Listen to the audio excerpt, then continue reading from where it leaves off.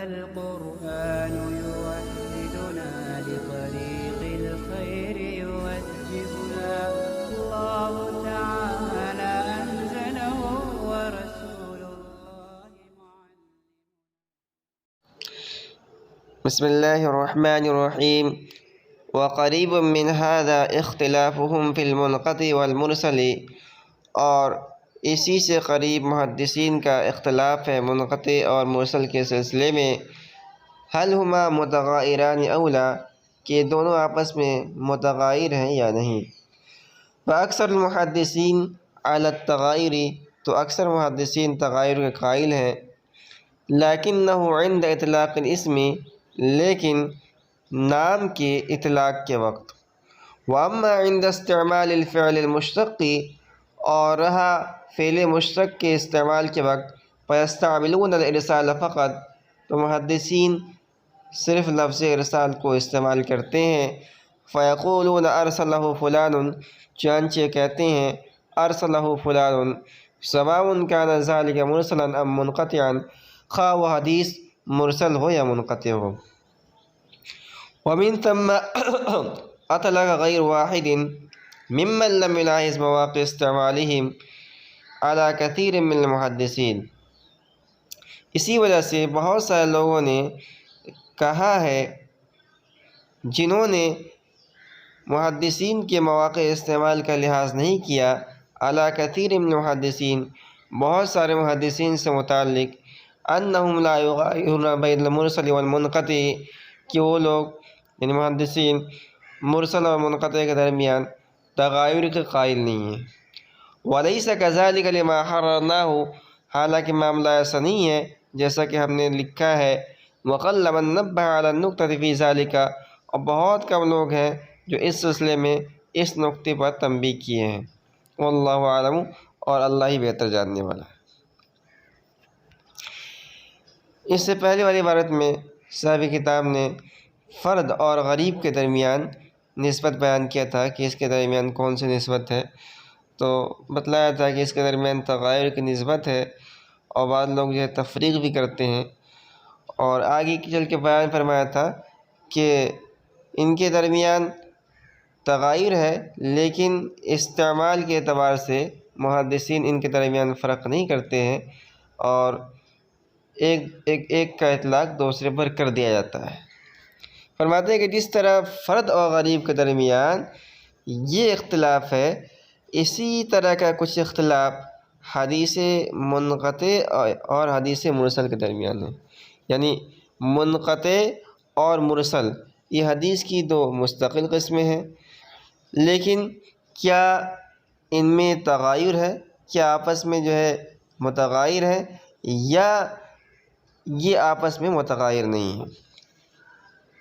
تو حافظ فرماتے ہیں کہ دیکھیے ان کے درمیان اکثر محدثین جو ہے تغائر کے قائل ہیں. جو حدیث منقطع ہے وہ مرسل نہیں، جو حدیث مرسل ہے وہ منقطع نہیں.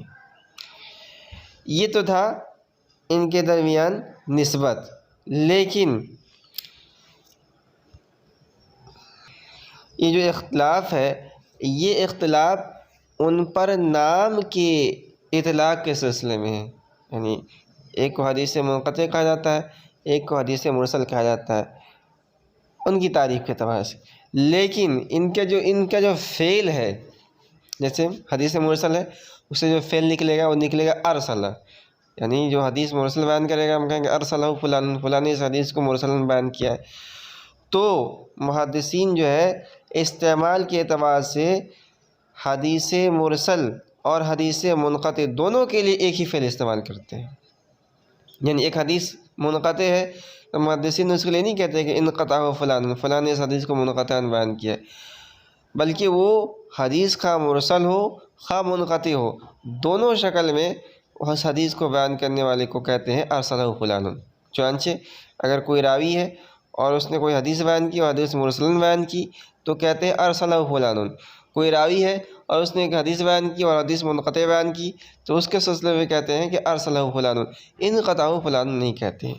تو استعمال کے اعتبار سے ان کے فعل مشتق جو ہوتا ہے اس کا اطلاق دونوں پر ہوتا ہے، حدیث مرسل پر بھی ہوتا ہے، حدیث منقطع پر بھی ہوتا ہے۔ حافظ فرماتے ہیں کہ جنہوں نے اس فرق کا لحاظ نہیں کیا کہ استعمال میں محدثین دونوں پر ایک ہی نام کا اطلاق کرتے ہیں، ایک ہی فعل کا اطلاق کرتے ہیں اور نام میں تغیر قائل ہیں، انہوں نے یہ کہہ دیا کہ محدثین جو ہے ان کے درمیان تغیر قائل نہیں ہیں بلکہ تساوی کے قائل ہیں۔ یہ بات صحیح نہیں۔ اور فرماتے ہیں کہ ہم نے جو یہ تفصیل بیان کی کہ نام کے اعتبار سے ان میں تغیر ہے اور جو ہے فعل مشتق جو ان کا استعمال ہوتا ہے وہ ایک ہی ہوتا ہے، اس نقطے پر بہت سارے کم لوگوں نے تنبیہ کی ہے، بہت سارے کم لوگوں نے اس بات کو بیان کیا، ہم نے آپ کے سامنے کھول کھول کے بیان کر دی۔ یہ بات یہاں پوری ہو گئی۔ اب آگے خبر احاد کی دوسری تقسیم کر رہے ہیں اور خبر مقبول کی یہ پہلی تقسیم ہے، بیان کریں گے آگے۔ تو حدیث کی اگر موٹے موٹے تقسیم کریں تو یوں تقسیم کر سکتے ہیں کہ حدیث کی دو قسمیں ہیں، ایک ہے حدیث مقبول اور دوسرا ہے حدیث مردود۔ تو حدیث مقبول کی یہاں تقسیم کر رہے ہیں، 4 قسمیں ہیں، صحیح لذاتہ، صحیح لغیرہ، حسن لذاتہ اور حسن لغیرہ۔ کہنا خبر الاحاد بنقل عدل تام الضبط متصل السند غیر معلل ولا شاذ وصحیح لذاتہ۔ کہہ رہے کہ اگر کوئی خبر واحد ہے، خبر احاد ہے، بنقل عدل اور اس کا نقل کرنے والا عادل ہے، تام الضبط اور وہ تام الضبط ہے، متصل السند اور وہ حدیث کی سند جو ہے متصل ہے، غیر معلل اور اس حدیث کی سند کے اندر کوئی علت نہیں ہے، ولا شاذ اور نہ حدیث شاذ ہے، وہ صحیح لذاتہ تو وہ حدیث محدثین کے اصطلاح میں اس حدیث کو صحیح لذاتہ ہی کہا جاتا ہے۔ تو یہ کل 5 شرطیں ہیں۔ پہلا ہے کہ عادل ناقل ہو، ناقل عادل ہو، دوسرا یہ ہے کہ تام ضبط ہو، تیسری جو ہے کہ وہ حدیث متصل ہو، حدیث کے ساتھ متصل ہو، چوتھی کہ حدیث معلل نہ ہو، اور پانچویں اور آخری شرط ہے کہ حدیث شاذ نہ ہو۔ اگر کسی حدیث کے اندر یہ 5 شرائط پائے جاتے ہیں تو محدثین کے اصطلاح میں اس حدیث کو صحیح لذاتہ ہی کہا جاتا ہے۔ اب دیکھیے اس میں جو الفاظ استعمال ہوئے ہیں، ایک تو عادل استعمال ہوا ہے، دوسرا ضبط استعمال ہوا ہے، تیسرا سند استعمال ہوا ہے، متصل استعمال ہوا ہے، معلل استعمال ہوا ہے، شاذ استعمال ہوا ہے۔ ان سب کو الگ الگ جو ہے ان سب کی وضاحت کریں گے کہ ان سے کیا مراد ہے۔ سب سے پہلے فرماتے ہیں کہ وَهَذَا أَوَّلُ تَقْسِيمِ الْمَقْبُولِ إِلَىٰ 4 أَنْوَاعٍ کہ حدیث مقبول کی یہ پہلی تقسیم ہے 4 قسموں کی طرف۔ ہم نے بتایا کہ موٹے طور پر حدیث کو 2 حصوں میں بانٹ سکتے ہیں، ایک تو حدیث مقبول، دوسرا حدیث مردود۔ تو یہ حدیث مقبول کی تقسیم ہے۔ اب یہ حدیث مقبول 4 ہی قسموں کی منحصر ہے، دلیل حاصل بیان کر رہے ہیں۔ لِأَنَّهُ إِمَّا أَن يَشْتَمِلَ مِنْ صِفَاتِ الْقَبُولِ عَلَىٰ أَعْلَاهَا أَوْلَىٰ اس لیے کہ حدیث یا تو قبولیت کے صفات پر مشتمل ہوگی اعلیٰ درجے پر یا نہیں، یعنی جو قبولیت کے شرائط ہیں اس حدیث کے اندر مکمل طور پر پائے جا رہے ہوں یا مکمل طور پر نہ پائے جا رہے ہوں بلکہ اس کے اندر ایک آدھ شرط جو مفقود ہو۔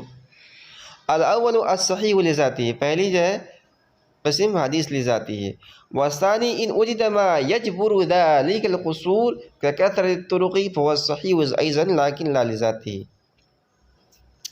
کہہ رہے کہ دوسری شق کہ حدیث صفات قبولیت کے اعلیٰ درجے پر نہیں ہے بلکہ اس کے اندر کوئی کمی ہے مگر اس کمی کو دور کر دیا گیا، اور کمی کو دور کرنے کی جو طرق ہے، جو راستے ہیں، ان میں سے ایک راستہ یہ ہے کہ وہ حدیث متعدد طرق سے مروی ہے تو وہ حدیث بھی صحیح ہوگی لیکن صحیح لغیر ہوگی۔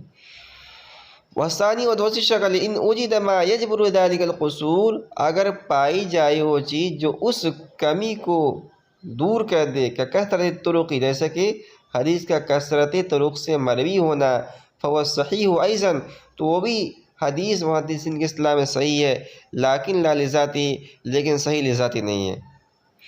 وحیث لا جبران فهو الحسن لذاتہ اور اگر کوئی ایسی چیز نہ پائی جائے جو اس کو اس کمی کو دور کر دے تو اس کو حسن لذاتی کہتے ہیں۔ وَإِنْ قَامَتْ قَرِينَةٌ تُرَجِّحُ جَانِبَ قبول ما يتوقف فيه فهو الحسن وإذن لا لذاته، اور اگر کوئی قرینہ ایسی پائی جائے جو ترجیح دے دے جانب قبول ما يتوقف فيه، اس قبولیت کی جانب کو جس میں توقف اختیار کیا گیا ہے، فهو الحسن وإذن لا لذاته، تو بھی حسن ہے لیکن لغیرہ۔ تو یہ چوتھی قسم ہو گئی حسن لغیرہ۔ کہہ رہے ہیں کہ ہم نے جو 4 قسم حدیث مقبول کی بیان کی ہے، ان میں سے ہم نے صحیح لذاتی کو مقدم کیا۔ کیوں؟ کہہ رہے ہیں کہ وقدم الکلام علی الصحیح لذاتی، اور کلام کو مقدم کیا گیا ہے صحیح لذاتی پر لعلو رتبتی، اس کے مرتبہ کی بلند ہونے کی وجہ سے۔ تو یہ چونکہ چاروں قسم میں سب سے اعلیٰ درجے کی قسم ہے، اس لیے سب سے پہلے صحیح لذاتی کو بیان کیا ہے صاحب کتاب نے اور اس کی تعریف کی ہے۔ اب صحیح لذاتی کی تعریف میں جو الفاظ آئے تھے ان کی وضاحت کر رہے ہیں۔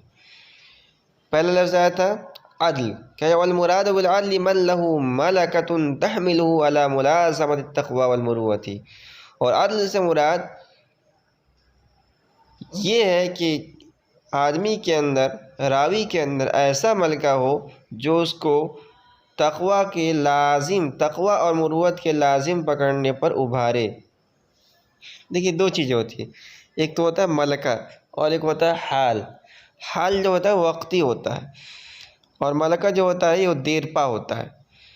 جیسے شرمندگی ہوتی ہے نا، شرمندگی کے وقت گال پہ جو سرخی آتی ہے تو وہ آتی ہے اور فوراً چلی جاتی ہے، وہ حال ہوتا ہے۔ اور ملکہ ہوتا ہے آدمی کے اندر ایک ایسی صفت جو آدمی کے اندر ہمیشہ رہے۔ تو کہہ رہے ہیں کہ عدل ایک ملکہ ہے، یہ آدمی کے اندر ہمیشہ رہتا ہے، اور جس آدمی کے اندر عدل والی صفت ہو وہ اس کو تقوی اور مروت کو اپنائے رکھنے پر، تقوی اور مروت کو اپنے اندر لازم رکھنے پر ابھارتا ہے۔ اب 2 الفاظ آ گئے، ایک ہے تقوی، دوسرا ہے مروت۔ تو تقوی کسے کہتے ہیں؟ والمراد بالتقوی اجتناب الاعمال السیئۃ من شرک او فسق او بدعۃ، اور مراد تقوی سے یہ ہے کہ برے اعمال سے آدمی پرہیز کرے۔ برے اعمال یعنی شرک سے، فسق سے، بدعات سے۔ تو جس آدمی کے اندر عدل کی صفت ہوگی وہ برے اعمال سے بچے گا، اور وہ عدل والی صفتوں سے برے اعمال سے بچائے گی۔ دوسرا لفظ آیا تھا مروت۔ مروت سے کیا مراد ہے؟